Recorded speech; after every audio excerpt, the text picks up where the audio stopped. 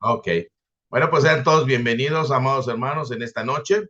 Vamos a continuar con la cuarta visita, que vamos a estar haciendo a nuestro contacto. Y esta es la lección número 6.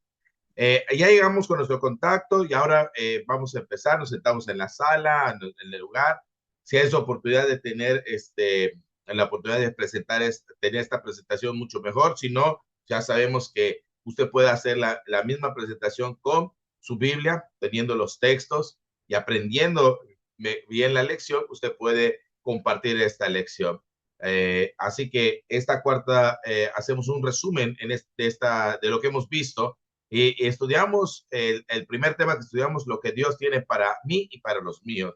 Y recuerda que iniciamos el primer día con Hechos capítulo 20, verso 32, hablando de Pablo, que se refiere a los ancianos de Éfeso, y dice allá en el verso 32, y ahora hermanos, os encomiendo a Dios y a la palabra de su gracia que tiene poder para sobreedificarlos y darnos herencia con todos los santificados. Hablamos de que es bueno encomendarse, hablamos de que todo el mundo se encomienda, pero también hay que encomendarnos a la palabra de su gracia, porque la palabra de su gracia tiene poder para hacernos crecer, edificarnos. Y hablamos y vimos algunos ejemplos de la palabra de Dios que tiene ese poder, que nos puede enseñar a cómo vivir nuestras vidas, a cómo autocorregirnos, a cómo volver a un estado perfecto y también para distinguir lo bueno y lo malo. La palabra de Dios tiene este poder. Y dijimos que Él también quiere darnos una herencia. Y hablamos que para una herencia necesitamos un documento. ¿Cómo podemos obtener la herencia que Dios tiene? ¿Cuál es esa promesa que Dios nos ha dado? Es la herencia que Dios quiere darnos. Hablamos en el segundo tema y hablamos que esta herencia es especial porque es una herencia que no es como la que podamos encontrar en este mundo, porque esta herencia es totalmente diferente. Está reservada en los cielos. Dice que es una herencia inmarcesible, incontaminada y eterna. Así que hablamos es algo que es una herencia que no se envejece, que no se desgasta, no se echa a perder, no se contamina, es pura, es limpia, es libre de contaminación, es inmarcesible, es eterna, no perece y es inmarchitable, eso es perpetua. Entonces hablamos de esta herencia que Dios quiere darnos. Y hablamos que necesitamos un testamento y decíamos, bueno, tenemos el Antiguo Testamento y tenemos el Nuevo Testamento, entonces qué valor tiene el Antiguo Testamento para nosotros. Y hablamos que el Antiguo Testamento es muy importante para nosotros para poder tomar ejemplo de ello, para poder evitar malos ejemplos, para adoptar buenos ejemplos, para fortalecer nuestra esperanza, para nuestra enseñanza se escribió el Antiguo Testamento y también para alcanzar vida eterna y que el nuevo Antiguo Testamento da testimonio de Cristo. Así que nosotros debemos aprender de este Antiguo Testamento, que no ignoremos que Él hizo grandes maravillas, que evitemos cosas que ahí se relatan como no murmurar, no codiciar, no idolatrar, no tentar a Dios, que aprendamos del ejemplo de estos hombres del Antiguo Testamento, que nos cuidemos de no caer. Y entonces dijimos que Jesús dijo que debíamos estudiar el Antiguo Testamento porque en ellas os parece que tienen la vida eterna y ellas son las que dan testimonio de Jesucristo. Así que podemos encontrar, analizando cómo es que podemos alcanzar vida eterna. Hablamos de que Cristo vino a enseñarnos la obediencia, porque el mundo, porque Eva dice que escuchó a Satanás y escuchó y le creyó y obedeció. O sea que ella hizo esto, pero también el mundo hoy solo escucha a Satanás y hace la voluntad y obedece, pero Dios dijo que debemos escuchar a Cristo. Así que en esta noche vamos a seguir hablando cómo podemos saber nosotros que estamos escuchando a Dios, cómo podemos saber que estamos creyendo en Dios y cómo sabemos que estamos obedeciendo a Dios. Así que cómo podemos ir a Dios y tener la certeza que podemos obtener la herencia, cómo puedo saber que estoy cumpliendo con los requisitos para alcanzar la herencia prometida. Así que Dios dijo que debíamos oír a su Hijo. Mateo 17:5, a él oír. Y en Hebreos capítulo 1 y 2 dice que Dios había hablado muchas veces, de muchas maneras, en otros tiempos a los padres por los profetas, pero en estos tiempos, en sus postreros tiempos, ha hablado por el Hijo, a quien constituyó heredero de todo y por quien asimismo hizo el universo. Así que debemos escuchar lo que Cristo tiene que decirnos. Por tanto, ¿cuál es la voluntad que hay que cumplir en Cristo? ¿Qué es lo que tenemos que aprender de Cristo? ¿Qué es lo que tenemos que saber de Cristo? Y así que esta es la lección que vamos a tener el día de hoy. Y empezamos con esta lección y antes de esto debemos comprender que Dios estableció un plan para darnos una herencia. Ya escuchamos que hay una herencia que quiere dar a todos los santificados. La Biblia es el documento que Dios ha dado para recibir esa herencia. Vemos en la palabra de Dios que hay el Antiguo Testamento y el Nuevo Testamento, que allí contiene la manera en que nosotros podemos recibir esta herencia. Dios quiso heredar todas las cosas a sus hijos por medio de Jesús. Dijo que Él quiere que donde esté también nosotros estemos. Jesús dijo, yo quiero que donde yo esté también ustedes estén. Dios quiere darnos herencia. Recuerda, le dijo a Abraham, y en ti, en tu simiente, serán benditas todas las naciones de la tierra. Así que esa bendición para todas las naciones de la tierra, desde el principio, Dios quiere darle bendición a toda la humanidad. Pero Él tuvo que formar un plan. Él tuvo que armar un plan para darnos esta herencia. Y de eso vamos a hoy hablar. Vamos a hablar de este plan que Dios hizo. Y por eso, cuando comenzamos a analizar cómo es el plan de que Dios hizo, vamos allá a nuestro primer texto, que es en Romanos capítulo 8, verso 17. Usted puede apuntar allá en su Biblia, Romanos 18, 10, verso 10 al 17. Es la lección número 4. Y entonces aquí comenzamos nuestra lección y vamos a leer, dice de la siguiente manera, pero si Cristo está en vosotros, el cuerpo en verdad está muerto a causa del pecado, mas el espíritu vive a causa de la justicia. Y si el espíritu de aquel que levantó de los muertos a Jesús mora en vosotros, él que levantó a los muertos, a Cristo Jesús, vivificará vuestros cuerpos mortales por su espíritu que mora en vosotros. Así que, hermanos, deudores somos, no a la carne, para que vivamos conforme a la carne. Lo primero que tenemos que entender al leer esto es que hay una condicionante. Mire, aquí hay una condicionante. Notemos que hay una condición, pero sí está si está Cristo en nosotros, si Cristo está en nosotros, o sea, aquí hay una condicionante. Para empezar, Dios está hablando de que Cristo tiene que estar en nosotros. Si Cristo está con nosotros, dice que el cuerpo en verdad está muerto a causa del pecado, más el espíritu vive a causa de la justicia. Esto es interesante porque esto va a hablar de que hay una condición para estar vivo en el espíritu. O sea, que hay una vida espiritual que nosotros tenemos que tener. Tenemos que ser personas con vida espiritual. Mira otra condicionante. Y si el espíritu de aquel que levantó de los muertos a Jesús mora en vosotros, mire, aquí hay un espíritu que debe morar en nosotros.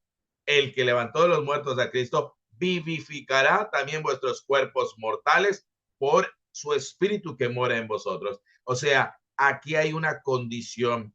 Debemos estar en Cristo para ser personas que tengan una vida espiritual y que es diferente a la vida de la carne, porque la vida de la carne dice que no debemos vivir conforme a la carne. Cuando se habla de la carne, es precisamente se habla de aquella parte de nosotros que nos hace deleitarnos en los pecados, en las cosas que a Dios no le agrada.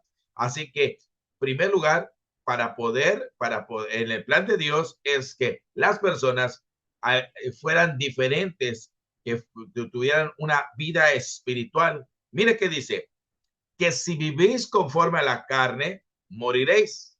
Mas si por el Espíritu hacéis morir las obras de la carne, viviréis. Mire cómo la manera que Dios está diciendo que hay otra condición. Debemos morir a la carne, pero vivir en el Espíritu, porque nuestra herencia, ¿dónde está? En los cielos. Nuestra herencia es una herencia incorruptible, es una herencia inmarcesible, es una herencia incontaminada. Por lo cual, todo aquel que quiera acceder a esa herencia necesita morir a la carne, a las obras de la carne, para poder vivir conforme al Espíritu. Porque todos los que son guiados por el Espíritu de Dios, estos son hijos de Dios. Mire la condición. Una persona tiene que ser espiritual, pero para ser espiritual necesita al Espíritu Santo que more y que haga, y este Espíritu y haga morir, o sea, haga morir las obras de la carne, y que ese Espíritu nos guíe.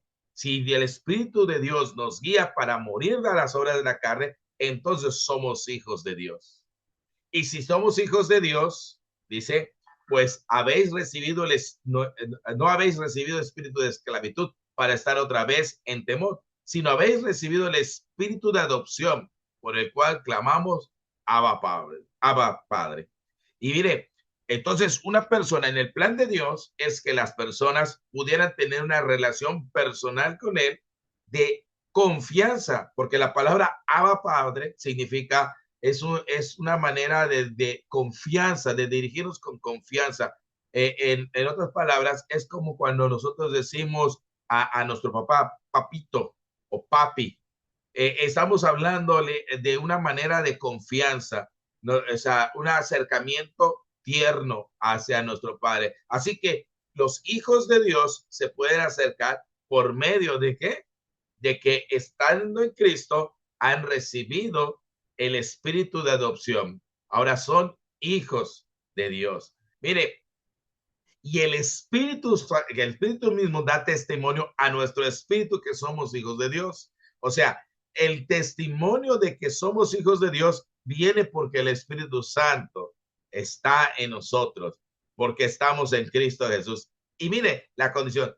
Y si somos hijos, y si hijos, también herederos, herederos de Dios y coherederos con Cristo, si es que padecemos juntamente con Él, para que juntamente con Él seamos glorificados. Mire, en el plan de Dios es que las personas que puedan acceder a la herencia tienen que ser personas espirituales, que viven una vida espiritual.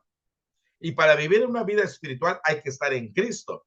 Y al estar en Cristo, Cristo nos da el Espíritu Santo que nos va a guiar, que va a morar en nosotros y que este Espíritu es el testimonio de que nosotros somos hijos de Dios. Y al ser hijos de Dios, entonces tenemos acceso a esa confianza con Dios y asimismo tenemos la seguridad de también ser herederos y coherederos con Cristo. Ese es el plan de Dios. El plan de Dios es esto, que necesita, que la persona que quiera heredar necesita estar en Cristo y ser una persona espiritual. Así que, mire, este es el plan de Dios. Primero hay que ser una persona espiritual. Y para ser espiritual debemos estar en Cristo. Y al estar en Cristo, recibimos el Espíritu Santo. Este da testimonio que somos hijos de Dios. Y si somos hijos de Dios, tenemos la confianza de llamar a Dios Abba Padre o Papito. Hay una confianza en su relación. Y si somos hijos de Dios, también somos herederos y coherederos con Cristo. Y este es el plan de Dios. ¿Cómo es que nosotros podemos recibir la herencia de Dios? Miren, Pablo cuando predicaba sobre el plan de Dios, mire, Pablo en Hechos capítulo 13, 22, 38, este es el segundo versículo que podemos compartir. Vamos a ver que este plan lo va a manifestar Pablo, así como lo hemos visto, lo va a manifestar en su predicación. Pablo va y predica a las naciones, predica a los judíos, predica en la sinagoga, y en el capítulo 13 va a una sinagoga a predicar. Y dice que estando predicando allá, en el versículo 22 dice, quitando este, le va a hablar de todo el plan de Dios y entonces habla de el rey David, porque aquí es importante entender, porque los judíos sabían de esto y estaban en espera de alguien que vendría de la descendencia de David. Así dice Pablo, quitando este, levantó por rey a David, de quien también dio testimonio diciendo, he hallado a David, hijo de Isaí, varón conforme a mi corazón, quien hará todo lo que yo quiero. De la descendencia de este y conforme a la promesa, de la descendencia de David y conforme a la promesa, o sea, una promesa que Dios le hizo, una promesa que Dios ha hecho, una promesa que ha preparado, dice que Dios levantó a Jesús por Salvador a Israel. O sea, la que a David le prometió, lo que Dios prometió, lo cumple en Jesús al levantarlo por Salvador a Israel. Antes de su venida, antes que viniera Jesús, dice que predicó Juan el bautismo de arrepentimiento. Está hablando de Juan el Bautista, que antes de que Jesús entrara en escena, Juan ya estaba predicando sobre el arrepentimiento a todo el pueblo de Israel. Dice, mas cuando Jesús terminaba, bueno, cuando Juan terminaba su carrera, dijo, ¿quién pensáis que soy? Yo no soy él. Y cuando se refiere a yo no soy él, se refiere, yo no soy aquel que Dios prometió de la descendencia de David, el Mesías que se levantaría.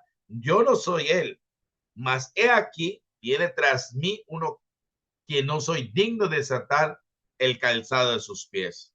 Así que, mire, esto Pablo le está predicando a los judíos, a los israelitas, le está predicando y le está diciendo, mire, dase cuenta que este Juan estaba predicando sobre alguien que vendría, que es mucho mayor que él.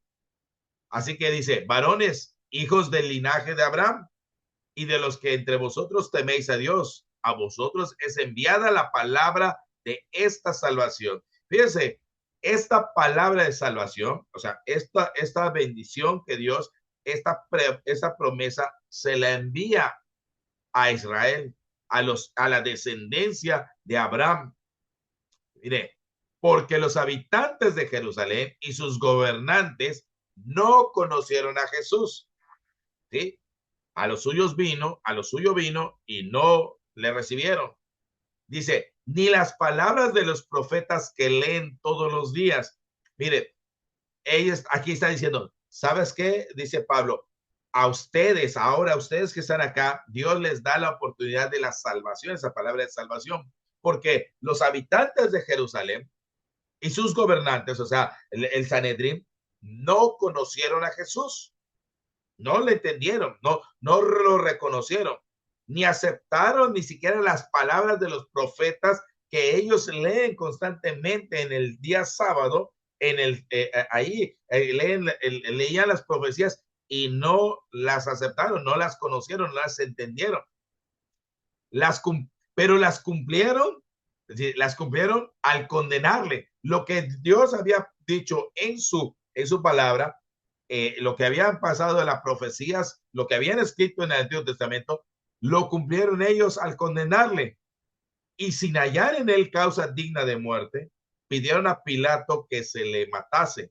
Y habiendo cumplido todas las cosas que de él estaban escritas, mire, de lo que estaba escrito en el Antiguo Testamento, de las profecías acerca de Jesús, quitándolo del madero, lo pusieron en un sepulcro. Mira, lo mataron, lo sepultaron, pero Dios lo levantó de los muertos. Mire qué está hablando Pablo. Pablo está hablando de que el plan de Dios, en el plan de Dios estaba la muerte, la sepultura y la resurrección de Jesucristo. Ellos no le recibieron, pero ahora Jesús ya se levantó, mire, y él se le apareció durante muchos días a los que habían subido juntamente con él a Galilea, a Jerusalén, los cuales ahora son testigos ante el pueblo y nosotros también, os anunciamos el evangelio de aquella promesa hecha a nuestros padres. Mire, le está diciendo Pablo, ¿sabe? Lo que fue escrito anteriormente, lo que se le escribió anteriormente, Dios lo cumplió en Jesús. Y Jesús fue muerto, fue sepultado y resucitó. Pero hoy yo les traigo la buena noticia, la palabra evangelio significa buena noticia, buena nueva, de que aquella promesa que les había hecho a sus padres, Dios la está cumpliendo en Cristo, la cual ha sido cumplido a los hijos de ellos, a nosotros, resucitando a Jesús como está escrito también en el Salmo segundo. Mi hijo eres tú y yo te he engendrado hoy. Fíjese que Pablo le está diciendo, mire, esa promesa que le hizo en lo que es en la antigüedad, lo está cumpliendo en Cristo Jesús. Y esta profecía en la cual dice en el Salmo segundo, mi hijo eres tú y yo te he engendrado, se refiere precisamente a esto, a que Jesús vino de nuevo a la vida, vino de nuevo a la vida, fue resucitado, que Dios lo levantó de los muertos. Y en cuanto que le levantó de los muertos, para nunca más volver a corrupción. Lo que dijo así, os daré misericordias fieles de David. Y esto es importante, os daré las misericordias fieles de David. Hay misericordias o cosas que a Dios le había dado promesas a David, y esas las traía ahora Pablo, las está dando a conocer Pablo, que Dios ya las dio. Por eso dice también en otro salmo, no permitirá que tu santo vea corrupción. Así que Jesús, ese volver a la vida, al morir, no se quedó en el sepulcro, sino que salió. Porque a la verdad, David, habiendo servido a su propia generación, según la voluntad de Dios, durmió. Y esto que durmió significa que murió. Él murió y fue reunido con sus padres y vio corrupción. Esto quiere decir que su cuerpo se degradó, su cuerpo se echó a perder, su cuerpo murió. Sin embargo, Dios le había prometido que no vería, su santo no vería corrupción. Y esto es en referencia a Jesucristo. Por eso Dios lo levantó. Mas a quien Dios levantó, no vio corrupción. Este es a Jesús. Sabed pues esto, varones hermanos, que por medio de él se os anuncia perdón de pecados. Dios tenía un plan. Dios había presentado un plan. Él había dicho que iba a dar una herencia, iba a bendecir a todas las naciones. A David le hizo promesa que que de su descendencia no vería corrupción, que él escribió acerca de que vendría un Mesías, ese Mesías prometido, y sabe que Dios lo había cumplido en la vida de Jesús. Y al momento de que Dios levanta a Jesús, mire, por medio de Jesús, a ustedes judíos, a ustedes mis hermanos judíos, decía, les estamos anunciando el perdón de pecados. ¿Por medio de quién? De Jesús. Y esto es interesante porque Dios ha preparado un plan para recibir perdón de pecados, solamente es por medio de Jesucristo. Así que dice el siguiente versículo que vamos a ver es 2 Samuel 7:12. Y vamos a ver, ¿se acuerdan que les dije, os daré las misericordias fieles de David? Vamos a ver esas promesas que Dios le hizo a David y que esas promesas se están cumpliendo en la vida de Jesús, que Dios la está cumpliendo por medio de Jesucristo. Mire, dice así en el capítulo 7, versos 12 hasta el 14. Dice de la siguiente manera, y cuanto en tus días sean cumplidos, o sea, le está diciendo Dios a David, y duermas con tus padres, yo levantaré después de ti uno de tu linaje, el cual procederá de tus entrañas, y afirmaré su reino. Él edificará casa a mi nombre, y yo afirmaré para siempre el trono de su reino. Yo le seré a él padre y él me será hijo. Y si él hiciere mal, yo lo castigaré con vara de hombre y con azote de hijos de hombre. Dice, pero mi misericordia no se apartará de él, como no se apartó de Saúl, al cual quité delante de ti, y será afirmada tu casa y tu reino para siempre delante de tu trono. Y tu trono será estable eternamente. Mire que está haciendo cuatro promesas Dios. Cuatro promesas Dios está dándole a David. Uno, levantar a alguien después de él, de su linaje, alguien que procediera de sus entrañas, alguien que fuera de su descendencia, de la descendencia de David. Mire, también dice la segunda promesa que le iba a edificar casa a su nombre. Y también dice que iba a firmar su trono para siempre y que él le sería a él como padre y él sería, pero, y yo le seré, dice Dios iba a ser el padre y él iba a ser el hijo. Así que son cuatro promesas que Dios le dio. Muchos deberían decir, es que edificó casa a mi nombre. Dice, es que seguramente fue Salomón. Pero hay cosas que no pudo hacer Salomón. Salomón no puede hacer porque en primer lugar dice que aunque fue levantado del linaje de David, aunque edificó un templo, aunque fue hijo de David, ¿sabe? Su trono no fue eterno. Tampoco él se comportó como el hijo de Dios.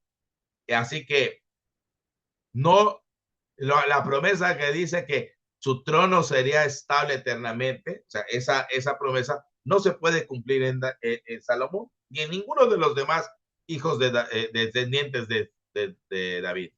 Pero mire, ¿dónde se cumple esta promesa? ¿Dónde cumple esta promesa? Vamos a analizar estas cuatro promesas. Cuatro promesas. Levantaré después de ti uno de tu linaje. 2, edificaré casa a mi nombre. 3, afirmaré para siempre el trono de su reino. Y yo seré a él padre y él me será a mí hijo. Son las cuatro promesas que Dios le hace a David. Y de estas cuatro promesas las podemos encontrar ya, ¿cómo se llama? Cumplidas en Lucas capítulo 26, 27. Fíjense que esta promesa es la visita que hace el ángel Gabriel a María. Y mire que el ángel Gabriel, él va a decir que estas promesas se van a cumplir en Jesús. Mire que dice, verso 26, 1:26. Al sexto mes el ángel Gabriel fue enviado por Dios a la ciudad de Galilea, a una ciudad de Galilea llamada Nazaret, a una virgen desposada con un varón que se llamaba José, de la casa de David. Esto es importante. Ve ahí, dice, de la casa de David, de la descendencia de David. O sea, hay una descendencia. Y el nombre de la virgen era María. Y entrando el ángel donde estaba ella, dijo, salve muy favorecida, el Señor es contigo. Bendita tú entre las mujeres. Mas ella cuando le vio se turbó por sus palabras y pensaba, ¿qué salutación sería esta? Entonces el ángel le dijo, María, no temas, porque has hallado gracia delante de Dios y ahora concebirás en tu vientre y darás a luz un hijo y llamarás su nombre Jesús. Este será grande y será llamado Hijo del Altísimo. Mire, Hijo del Altísimo. Y el Señor Dios le dará el trono de David su padre y reinará sobre la casa de Jacob para siempre y su reino no tendrá fin. Fíjese que aquí podemos ver tres promesas que Dios le hizo a David. Mire, que iba a levantar a alguien descendiente de David, que iba este descendiente ser llamado hijo, él sería hijo, él sería su padre y él sería su hijo, y que él recibiría el trono de David, el cual sería para siempre, un trono el cual es para siempre. Fíjense que aquí hay tres de las promesas que Dios había prometido a David y que se cumplen en Jesús. Son tres promesas que se cumplen. Sin embargo, recuerda que eran cuatro promesas.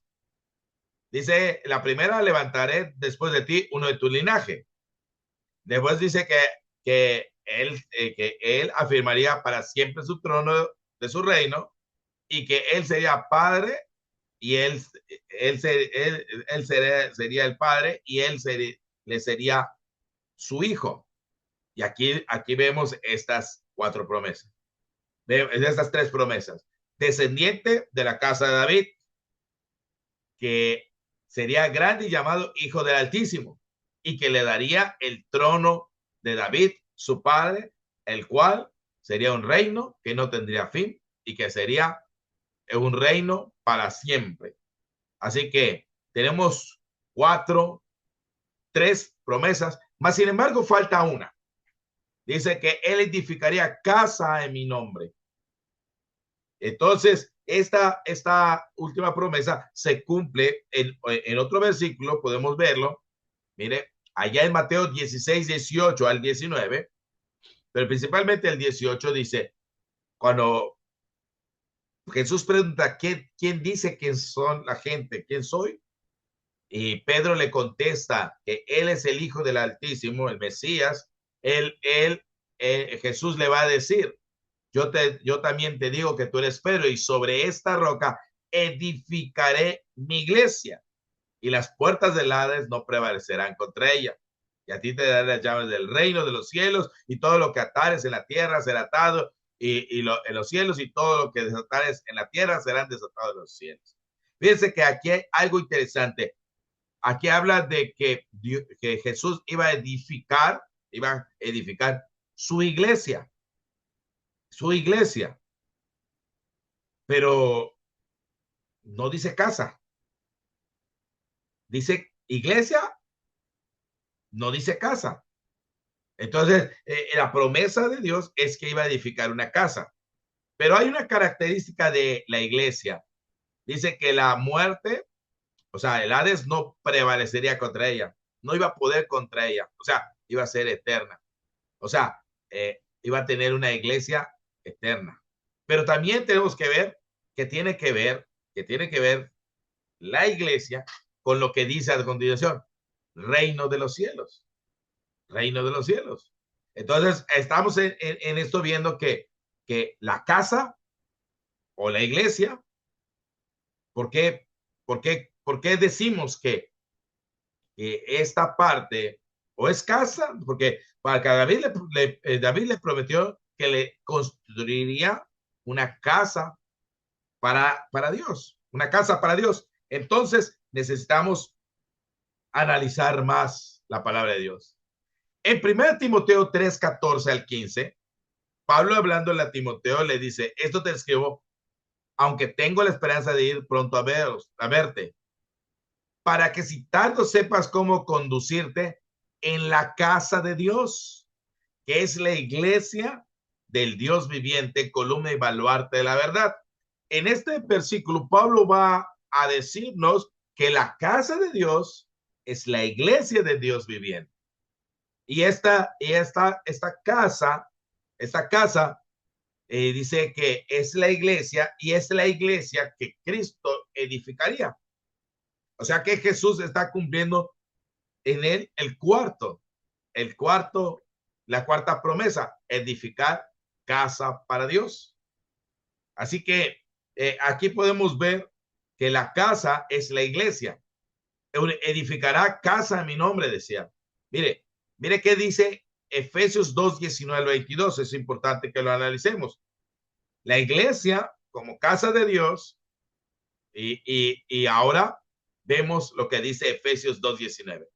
Así que ya no sois extranjeros ni advenedizos, sino conciudadanos de los santos y miembros de la familia de Dios, edificados sobre el fundamento de los apóstoles, siendo la piedra principal del ángulo Jesucristo mismo, en quien todo el edificio bien coordinado va creciendo para hacer un templo santo en el Señor, en quien vosotros también sois juntamente edificados para morada de Dios en el Espíritu. Fíjense que lo que está diciendo en aquellos tiempos, cuando se construía, siempre se tomaba, había una piedra principal, la piedra principal del ángulo, era una piedra que determinaba, a partir de ella se determinaba cómo se iba a construir, en qué posición se iba a construir. Era la que mandaba la regla de cómo construir. En esto, Pablo está diciendo que Jesucristo es el constructor, pero es el que determina cómo se va a edificar, el que edifica y el que determina cómo debe ser edificado. Es la regla de la edificación, es la piedra principal de la iglesia. Así que este dice que va a ser un templo santo en el Señor. O sea, está hablando de una edificación, ¿sí? Y esa edificación es para morada de Dios en el Espíritu. Así que aquí tenemos algo interesante. Recuerda que comenzamos a ver que Dios tiene un plan y quiere que las personas estén en Cristo, pero que también necesitan estar en Cristo para recibir una vida, para vivir una vida espiritual y para poder tener al Espíritu Santo que cuando muera en nosotros, entonces nos dice y nos da testimonio que somos hijos de Dios. Precisamente esto tiene que ver con esto, un edificio, una casa no hecha con manos, una casa no hecha de manos humanas, sino que es una casa espiritual en la cual mora Dios en el Espíritu. Sigamos adelante. Pablo va a hablar en la segunda carta de los Corintios, capítulo 5, verso 1 al 2, dice, porque sabemos que si nuestra morada terrestre, este tabernáculo, se deshiciera, tenemos de Dios un edificio, una casa no hecha de manos, eterna en los cielos. Por esto también gemimos deseando ser revestidos de aquella habitación celestial. Mire, esto es importante.